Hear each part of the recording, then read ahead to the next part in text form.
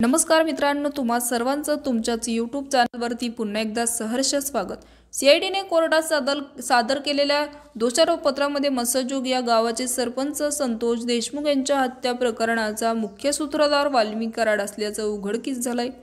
तसेच देशमुखांच्या हत्येचे फोटो आणि व्हिडिओ समोर आले आहे। यामुळे वाल्मिक कराड आणि इतर आरोपींबाबत राज्यात संतापाची लाट उसळली। या आरोपींबाबत दररोज नवनवीन खुलासे समोर येत आहेत। यामुळे मोठी खळबळ उडाली आहे।